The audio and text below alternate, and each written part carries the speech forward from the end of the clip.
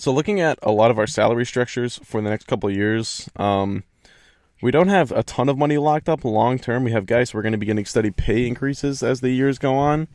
So we could afford to sign a guy like that Taiwanese pitcher to a long term contract at, you know, 18 to 20 million a year perhaps. But I mean, at some point, as we get into kind of these years, we might have to look to move a contract or two from, one of these groups. So I don't know. It's tough because I don't want to overstep my bounds early. I haven't played an OOTP save as a team like Tampa with a very small market and very limited financial resources in a while, so I'm not used to having to be this careful about the way I spend my money. I'm usually a little bit more able to bite the bullet on a bad contract every now and then. So I think for the sake of not wanting to make a mistake that we're not going to be able to come back from, I think I'm just going to kind of play it safe this free agency, maybe sign this guy, the Taiwanese reliever, because he's only looking for a 2.9. Maybe get a Boone Logan. I like Boone Logan as a lefty in this game. Drew Smiley, we could bring him back. I think that might be a nice little move.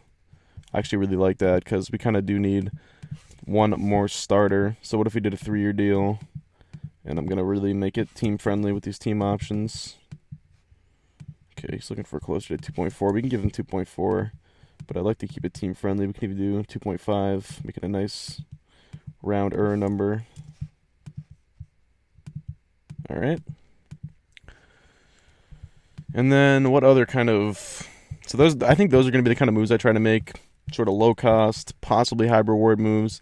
Brantley, the idea of making the Brantley move I like. I want to give the ABs to the guys like Bowers and Tellez because we don't really have a spot in the outfield for Brantley or at the DH. If it was the Brantley type move, it would have to be an infielder, probably a third baseman to put in there over Matt Duffy. But other than that, I'm not really looking to make that kind of move specifically. So let's keep looking at arms, I guess. That kind of seems to be where we're going to do most of our damage.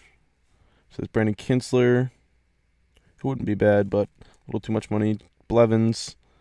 So instead of Blevins, I think I'd rather go after Boone Logan as a left-handed reliever, but he still is a little pricey for my blood. Not too pricey, but Addison Reed is a guy I really like in this game. I would really recommend picking him up if you're looking for a high-price reliever. I'm not looking for a high-price reliever, but in terms of just consistency and stuff like that, he is, year in and year out, one of the best relievers in the game.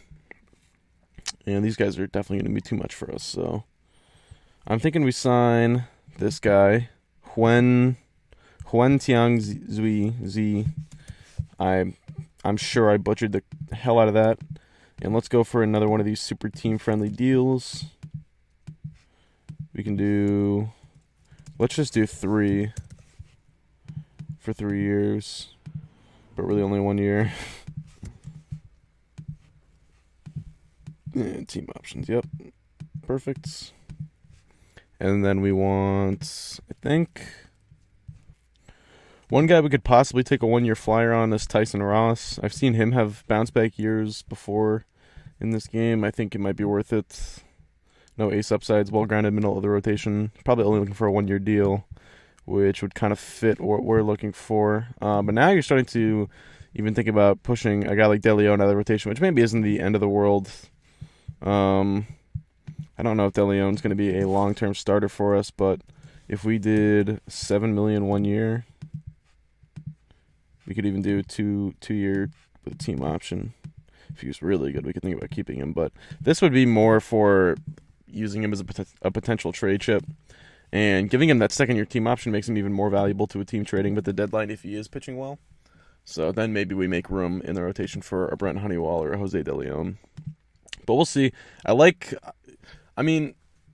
think I gave this farm system enough credit when I took it over. I thought it was going to be in worse shape than it really was because we have filled out a lot of roles with guys that were already in the organization or kind of just, we only had to make a few trades to, I think our roster and where the guys that are sort of major league ready are, with where those guys are, I think we're in a pretty good spot for the most part, especially in the outfield. So I'm pretty excited. I think we're going to be a lot more competitive next year, and then probably by year 3, thinking about playoffs. That would be kind of my guess at our timeline right now, but we will see. We will see. We're at the Rule 5 draft. Drew Smiley did sign on. He accepted our deal. That 3-year, $7.5 million deal could be worth up to 7.5, but really only a 1-year, $2.5 million deal if you look at guaranteed money. The Taiwanese reliever we're going after, we started to kind of get in a bidding war with him, and I don't want to. I already offered him 3.5 a year, and I was looking for closer to 4. I don't really think he's that good, and I'm going to have to penny pinch a little bit, being the Tampa Bay Rays, so not going to go after him. We'll see about our third target, Tyson Ross. But we got the Rule 5 drafts. Let's take care of this first. Let me see what our minor league team names are, because I don't even know. I know it's Montgomery and Durham, right? So let's look at Rule 5 draft. We'll continue draft and just sort by potential, see if we have any guys who might get picked. So we're looking for Durham and Montgomery. Nick Kufo, our catcher, we'll add him to the 40-man roster. And Luke May, I guess. I would guess is how you pronounce that. And Justin Williams will add on. Basically, my rule is anyone 2.5 star, potential or above, I'll add to the 40-man. And anyone else who gets picked, then, oh well. And alright, we might be able to get some. So the Rule 5 draft is not very effective in this year's game compared to last year's. Last year, you could pretty much always get either a half-decent bench player or someone who could fill out the back of your bullpen. This year, not so much, I've found. It's a lot tougher. This Eric Feed guy, kind of like, though, we tried to trade for him at some point, I believe. Maybe that was a different save, actually. But Feed, I kind of like. Tucker Healy, not a terrible bullpen option. Had good numbers in AAA last year. So a few decent potential picks here. Jeremy Profar wouldn't be a terrible one either. Rowan Wick. I like getting that Eric Feed guy, though, especially. I would almost take him over signing Tyson Ross. But we'll see. Let's draft him. And I'm going to be aggressive with the Rule 5 draft. I mean, when you have a roster like Tampa Bay's, and you still got sort of parts of it you can fill out, using it on guys like these guys is not a bad idea. Let's go with Tucker Healy. He's got the good numbers in AAA last couple of years. And then maybe we'll take a look at Jeremy Profar. He plays first and third base, so I kind of like that. But I guess we already sort of have Tellez in that spot. I'm trying to think of where he could fit on the roster, because I guess we're going to have Adams and Urena along with Tellez active, so we don't really necessarily have a spot for him. And even one of those three guys might have to get cut, so Profar, not really a spot for me. And we might not even have a spot for Tucker Healy, but I think we're going to find a role for Eric Feed. The potential for Feed to become even a back-end starter for us, if we got a guy like that in the Rule 5 draft, that would be really, really nice. All right, Tyson Ross does sign on as well. So we add a couple guys to the mix. I think that's going to be pretty much it for free agency for us. We spent a decent chunk of change on Ross. We have some money left, but there aren't really guys at this point that I want to invest in. We do have $18 million left, though, so maybe we could still look at a guy like this. But now we're sort of running out of rotation spots. So we don't. Now that I think about it, I mean, that really wouldn't make sense for us. Brantley is still out there. At this point, only looking for about $8 million a year. So that's another kind of move I would make, but I just don't know if we have space for him on the roster. And these corner guys, they just aren't really of value to us. Avila wouldn't be bad, but I kind of like him more as a backup than a starter. And he's going to want to get paid and play like a starter.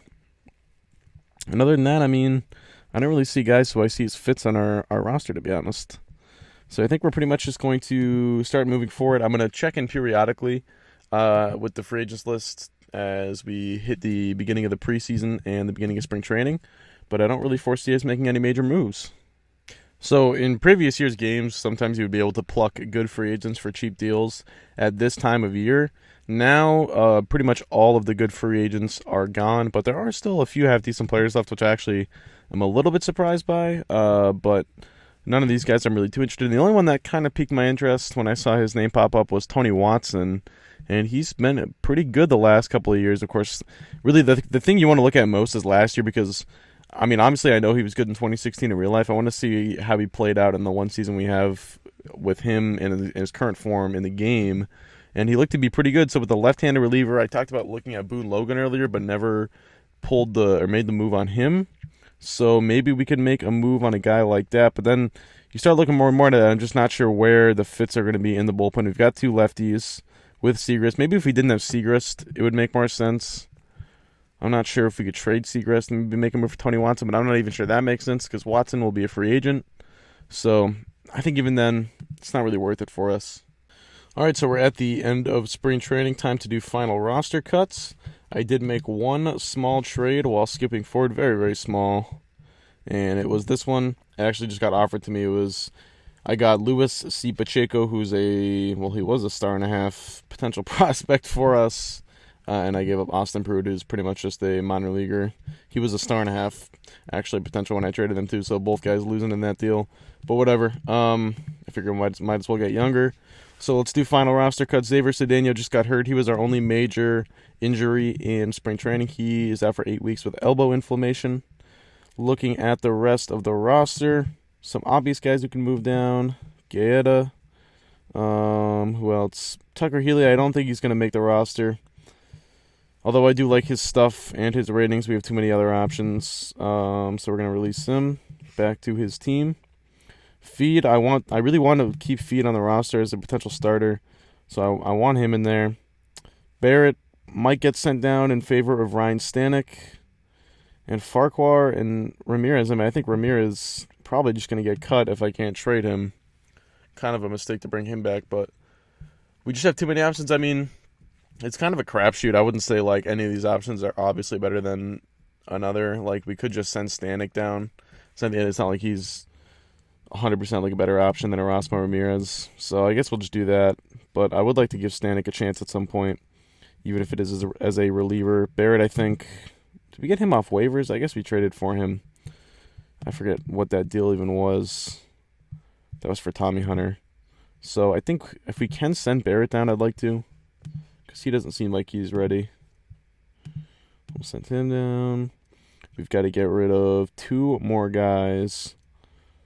Who is it going to be? Well, I feel like we have to keep Segrist up here with Cedeno up, but maybe when Cedeno comes back, it could be Segrist getting the boots. Birdie, he did have a bad spring. We'll send Birdie down, but he's likely to be called up early on. And I think we're actually good like that. So let's go to the lineups. So we can send Chieffo down, however you say his name. But I think we're going to keep Luke May up here, which means Casali is going to get the boot, waived and DFA'd. As for our infielders, Daniel Robertson can definitely get sent down. Adams and Urena, I want both of them to make the team. I'm not sure if it's going to be possible, though. We'll send Patrick Leonard down. I'm not sure Souza is going to make the team. He might get the boot. Hernandez is definitely going to get sent down. So right now we have 27 guys, and I think the 2 guys we have to cut are going to be position players. So Johnny Field is one of them. And yeah, it's going to have to be, I think it's going to be Souza. Do I want Adams to start the year in AAA perhaps? He might benefit from that. Let's do that, I guess. And that gets us down to 25. So now we'll just get to opening day, take a look at the waiver wire, probably the season predictions as well, and then get on out of here. As you can see, the game is generating the KBO season predictions, which I believe is the Korean baseball organization or something of the like. But it is pretty cool having the I do like a lot of the upgrades in this year's game.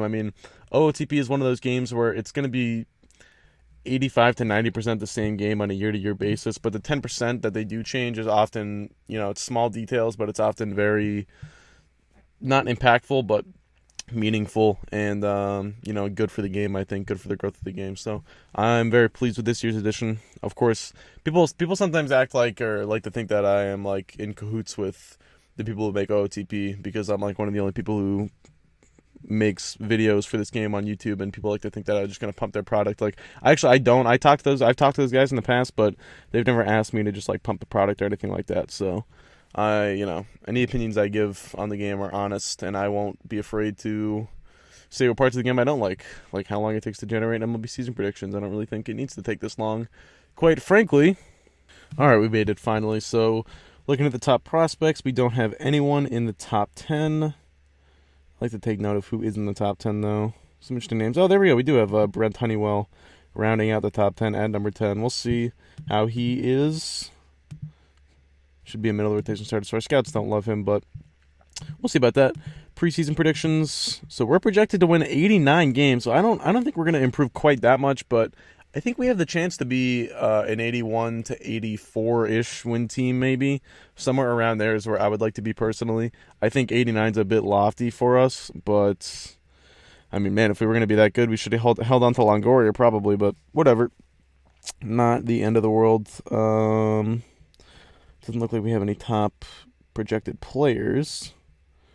And I didn't see Longoria in the top projected players either, though, which is interesting to me. Let's go to, what do we want to see, the waiver wire. So, okay, some interesting guys here available. I'm going to put claims on a bunch of these guys. We'll skip ahead a couple days, see if any of them actually work out. Do I want Christian Walker? I think I might. Pitchers probably don't really need any of these guys. All right, so I think those are going to be the only two guys we go after. Cabrera probably makes money. It only makes 2.8. But same thing, I don't really need another corner guy. So let's just skip forward a couple days, see if we get any of these guys. Alfaro, the claim is still valid there. It looks like Walker got pulled back, as did Melky Cabrera. But we might be able to get Alfaro, who would become the third catcher on our 40-man. I don't think I would want him up there over Luke May. And actually become the fourth because we have Chiafo or Chiafo. But all right, so we do get Walker, actually. But Alfaro, that claim is invalid. Someone else claimed him. So we get Walker. We can fit him in, hopefully, somewhere. Let's see. We start out the year 1-0, opening day victory. So I think he could get in there over Steven Souza. I think that would be fine. And then we can demote Kurt Casale, and that is going to do it. So I hope you guys did enjoy this episode of OOTP. Thank you guys for watching. Let me know what you thought of the moves we did make, and I'm out. Peace.